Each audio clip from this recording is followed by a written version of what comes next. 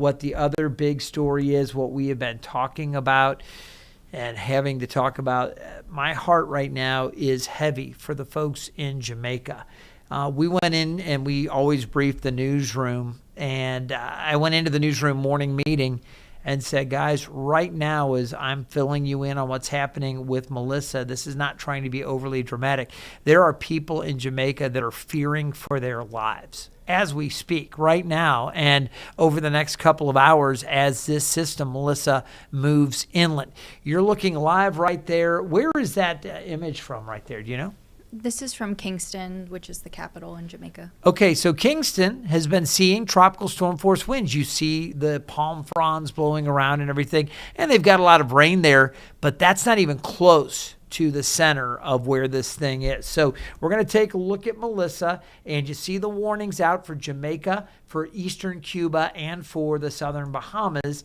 As we go forward, this thing is going to impact all of these areas directly. So you see how close that eye is getting to Jamaica. It looks like the eye is just about there. We'll take a little closer look, and let's stop this. I'm going to go ahead and stop it right there so you can see what's happening now. It looks like we're just about at landfall. Now, the eye may take a little bit longer to actually start to come ashore, but around Black River, this is a town that is a population of around 5,000, as best I could see when I was looking up information.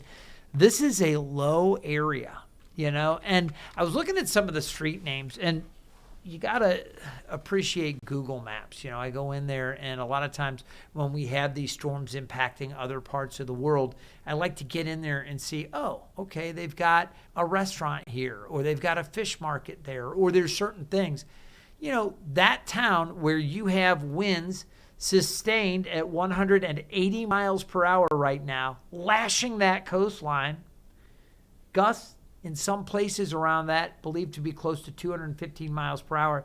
They've got a lover's lane. That's literally the name of the street. This is as real, as right here in Hampton Roads could be Granby Street or could be Tidewater Drive or whatever. This is real where this is happening, and it is horrific.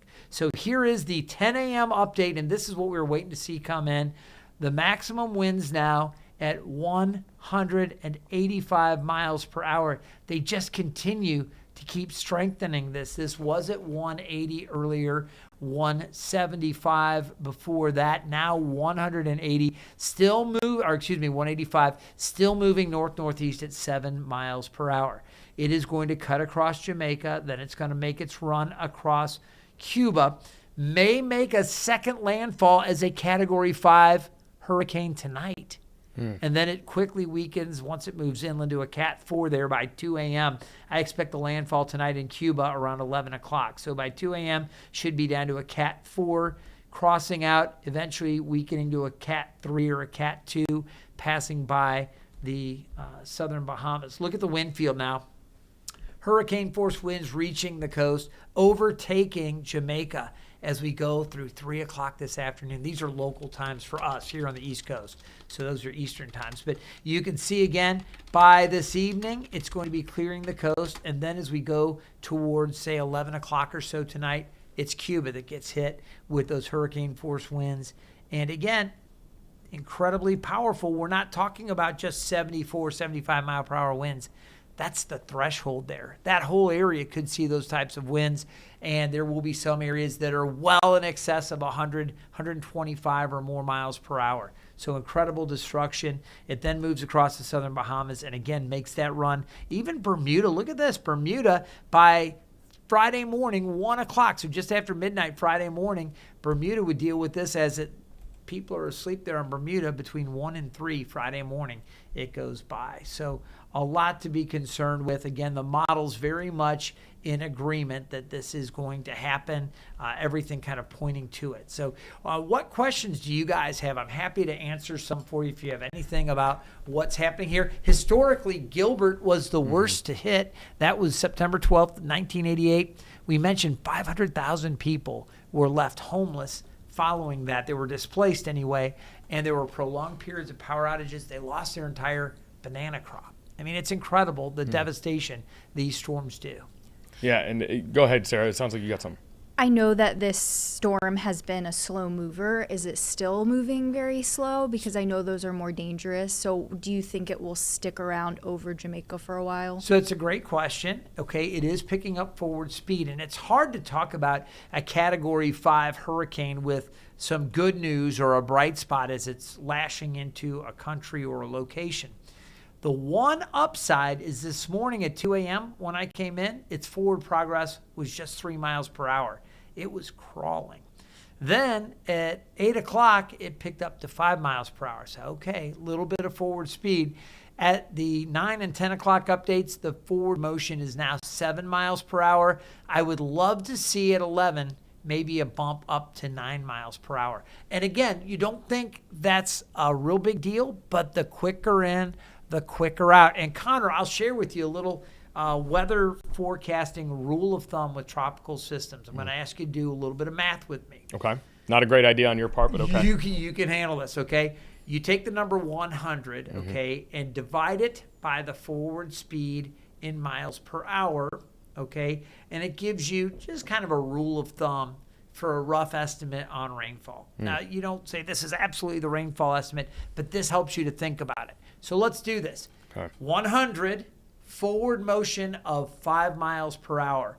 What's 100 divided by 5? So you're going to get about 20 inches of 20 rainfall? inches of rain if it's creeping along at 5 miles per hour. Yeah. Now let's bump it up. Let's say it goes 10 miles per hour. 100 divided by 10 gives you? Yeah, you get about 10 inches of rainfall there. So you've just taken, by bumping it up 5 miles per hour, you've cut the potential for flooding rain from 20 inches to 10 inches. Right. You're still dealing with catastrophic rains, but it's not the 20 inches that you were looking at with that 5 mile per hour creep. So as I mentioned, going from 5 to 7 is significant. 7 to 10 would be even better. And then eventually it speeds up. By the time it's flying by Bermuda, it's quick in, quick out, maybe moving along 25 miles per hour, maybe faster than that. So maybe they only get a few inches. And you do expect it to speed up? It will eventually speed up. Okay. And I think this is a trend that we will see continuing, but we have to wait and see. That 11 o'clock update will be the next one where we might see a difference. Okay. And then in terms of the impact on Cuba, has that, I don't remember it being so drastic yesterday. It looks like it's going to hit Cuba a little harder than we thought as well. Cuba's always been in the crosshairs. Right. They were under they were under hurricane warnings as well. Flipped to that yesterday. But there was some question as to whether initially it was going to go back a little closer to Haiti, whether it was going to stay a little farther south and weaken all those things. Now it is clear as day that this is going to race across Cuba. And we were reporting during the weather desk, and I don't have the script in front of me now, so I don't remember the exact numbers. But I want to say, didn't they say it was like 500,000 evacuated from the coastal areas of Cuba? I know they've taken it very seriously to get folks off the coast there in Cuba. Right. So again, that is good news. I know the folks here in Jamaica also are taking this very seriously. But you have to wonder about some of the infrastructure that's in place with some of these areas, especially in some of the less densely populated areas or maybe more vulnerable areas. We had mentioned in Haiti, they were concerned about their crops. They're not even seeing the worst of the winds. But when you knock out the agricultural parts of these island nations, these island areas, it can be devastating to a country that's struggling, in some cases, in Haiti's case, just to keep their population fully fed. So, this is video from Haiti, the impacts that they're seeing right now. And this was all just outer bands and just kind of moisture streaming up from it. Keep in mind, the heart of this system is going to roll across Jamaica. Let's go back to weather 1, max 1. Sarah, if you want to take this, and you can see how the center of this thing is actually going to track across Jamaica. And here it is. You can see I've got this loop pulled up. And again, you can see it cutting right over there. Looks like Montego Bay may be on kind of the west side of the eye as it passes. But Albertown, some of these other areas, Mandeville, Black River, the area I was so concerned with, there are some different areas there that are just going to be hit so hard, and really all of western and central Jamaica is going to be rocked by this thing. As we head towards this evening around 10 o'clock, this is just one of the models, but you get a feel for how that eye approaches Cuba, some of the intense rainfall. Now, if you look over on the right side of this graphic, you can make out part of Guantanamo Bay. We have so many people here in Hampton Roads that have been assigned work duty, some of them military serving down in Guantanamo, or we have some contractors that work down there in support of some of the things going on around Guantanamo. Those non-essential employees have been evacuated. Right. But you can see this is going to come through. And where you see some of those bands out there around Santiago de Cuba and Guantanamo, those areas could see tornadoes. We get a lot of tornadoes spinning up. After that, it takes a run towards Duncantown. You can see Snug Corner, Clarencetown, and up towards Cockburntown. Some of the different areas, Port Nelson, all those areas hit You're saying hard. they could see tornadoes during the course of Melissa? Oh, yeah. I mean, when this interacts, when these tropical systems interact with land, the friction, the speed difference, where these winds are whipping in off the water with virtually no friction, all of a sudden it interacts with land. You get little, tiny, quick spin-up tornadoes. So it can be devastating. What's that image there? You're looking at some swells, some heights out there in News 1? On the right, it looks like on Channel 2, I didn't know they if are you showing knew. the swell. Yeah, if they're taking a look at that. I mean, you know, the swell, the inundation, the surge with this expected 9 to 13 feet higher than that in some places. Again, a tremendous amount of swell there for the southern and southwest coast there of Jamaica. It won't be as bad around Montego Bay, and I bring up Montego Bay because a lot of folks are actually vacationing in those areas. I know some folks trying to get out were stuck. Yeah. So it's just a really tough situation now that they will be dealing with. And, you know, I want to ask, we've talked quite a bit, and that is just to confirm that image there on Channel 2 is Kingston Harbor in Jamaica. And so we talked a lot about Hurricane Gilbert, and we've discussed how that was the last time Jamaica experienced anything like this in terms of a storm. Beyond just what Jamaica has experienced, is this in the upper echelon of storms we've seen in the Atlantic, just period? I mean, Category 5, that's as high as we classify them. And again, there'll be some analysis going back and looking at this, tracking it with 185 miles per hour. This is a monster in this part of the world. We get some of these super typhoons over in the Pacific, and we can have them here in the Atlantic, obviously, but this is just a tremendously powerful storm as it is rolling along, and it is going to hit a population that, how can you not be vulnerable to this when you have that type of wind? Some folks are saying, you know, up in the mountains, higher elevation, I'm not worried about it, thinking about the inundation. But the winds aloft on a mountainside exposed to those winds, the winds are lower at the surface. They're greater aloft. So exposed sides of mountains, they're going to be pounded. There's going to be landslides, potential mudslides, and obviously flooding rain. I know, what was it? See Jamaica was the name of the website that had a live feed up there. We were looking at the Rio Cobra River, and that is, or the Rio Cobre, that is near Kingston, just kind of northwest of that area. They're going to be looking at flooding waters just with the heavy rainfall feeding into those rivers coming down. There will be a lot of issues across the island. Yeah, and so, you know, you've done a great job as well with some of what you talked about, talking about the street names, and that could just easily be a street in Norfolk that we all populate all the time. Such a good job of lending perspective on this may seem far away. We have so many hurricanes that come near our area that we report on directly. This one may seem far away, but the impacts are going to be felt to such a degree that if you're not impacted by this, then you're simply not paying attention and seeing it from the perspective of the people who are in the path of this hurricane. You and Taylor have both done such a good job of that, of really continuing to hammer home how this is going to be devastating from a humanity perspective. I appreciate that. I can tell you, you know, as somebody that follows the weather, you appreciate the power of the weather. But I think we are always taking a look at this video age where we get all of this stuff. This is not a game. These are people's lives. And again, this is, you think about families even evacuating. And I talk about this from Hampton Roads perspective. When we have to go, okay, you might not lose your house, but when your family's stuck in a car, bumper to bumper traffic, and the kids are fighting and the dog's jumping over the back, there are stressors in families and domestic relationships. There's all kinds of other things that can happen. So just that, people would get through this in the best possible shape. I think we really need to just hope that that's the case. If you could take one more time, Sarah, the satellite images, you could see just how close this thing is to making landfall. It hasn't yet, but I do have this really zoomed in now so you can see. I'm going to try to pull in just a little bit more. Look at Black River. I mean, right on the cusp of this coming in. And it's going to basically roll right over Black River. We'll hear about that. That'll go down in the books is where this thing made landfall there.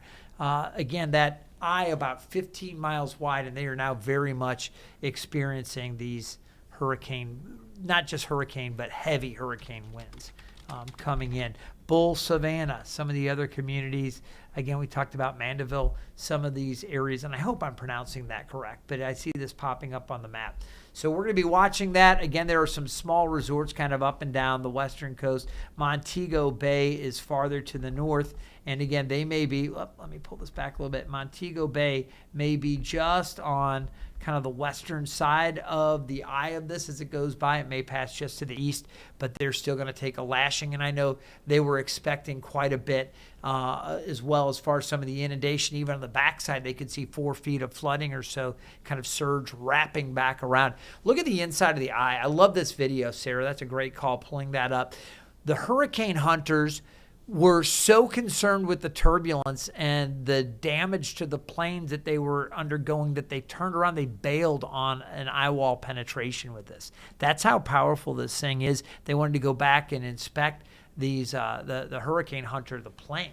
So this is such a serious situation. And again, it is just really, the eye has not come ashore yet. Let's see how far out it is. We're doing this all live right here, so thank you guys for your patience. Yeah, and while you look that up, Craig, I mean, you mentioned how that eye is 15 miles wide.